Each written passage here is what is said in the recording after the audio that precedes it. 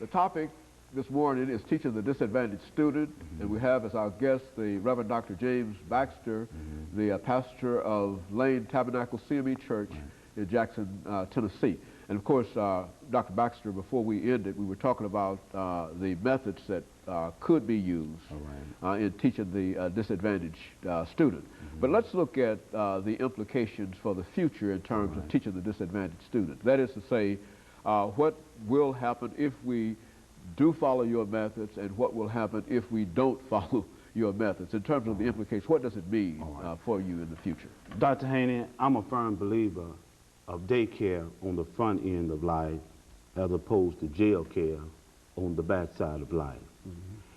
If we don't reach out and teach the disadvantaged student, and if we don't motivate and inspire that student that he can find his pot of gold in America, then certainly we're posed with a serious dilemma as that student continues to grow and develop in this country. We have to remember that this given population will not be denied. So either we pay now, we pay later. We teach them, we educate them, and they will go on to become productive citizens, good taxpayers, and they will make us proud of them. But if we do not teach them and prepare them to meet the challenges of the next millennium, then they too become a liability to the given society at large. Now let's talk about that liability. If they become a liability, Dr. Haney, these same students will break in your house, my house. They will steal your VCR. The same students will meet your grandmother, your wife, at the ATM, and will strong-arm rob your wife, your grandmother. These students will not be denied. They will find a way to survive. If not on the streets, they will survive in the homeless shelter. They will survive in the prisons, in the prison system. They will survive. Either way we look at it, they will either turn out to be an asset or a liability. But if it's to be, we have an enormous responsibility as educators and as leaders in the given community. Our task, our responsibility is to reach out to the least of them, reach out to the downtrodden, and help them to realize that there is still hope, and that if America is truly to be America, that there is still a dream deeply rooted in the American dream. That dream is your dream. That dream is my dream. That dream is their dream. And they can still find a pot of gold in America. But one would have to find him or herself.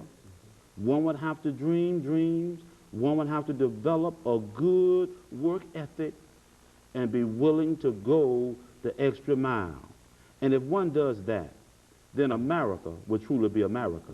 And America will allow you to become what you hope to be in the given society. Reverend Baxter, let me raise this question with you over the last couple of minutes.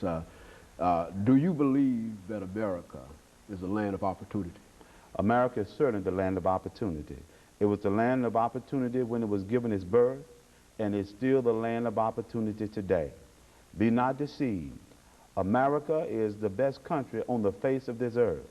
America affords all of its people golden opportunities, but we have to prepare ourselves. We have to be realistic. We have to dream.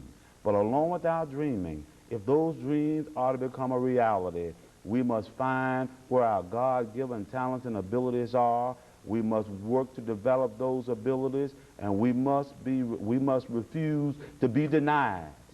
So in a real sense, when we talk about teaching the disadvantaged student, we are in a sense talking about many Americans who have become great people, like your Booker T. Washingtons and others, who themselves were disadvantaged. As a matter of fact, when we look throughout not only African American experience, but all experiences in America, you'll find that there are a large number of folks who were, quote, disadvantaged, and they would fall within the framework of the people that we are talking about this morning that we describe as disadvantaged students. But in reality, they went on to become great people, primarily because of things that were possible in America. Is that what we're saying this morning? Yes, sir, and let me personalize.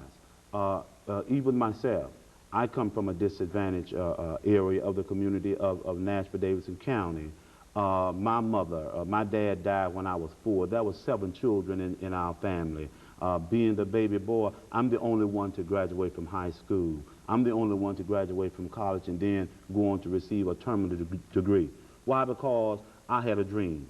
And I believe that if America was to truly be America, that my dream would become a reality based on my God-given talents and abilities and developing a good work ethic with educators around me who embraced me and who believed that James Baxter could be successful, and then most of all, believing that in Christ Jesus, all things are possible.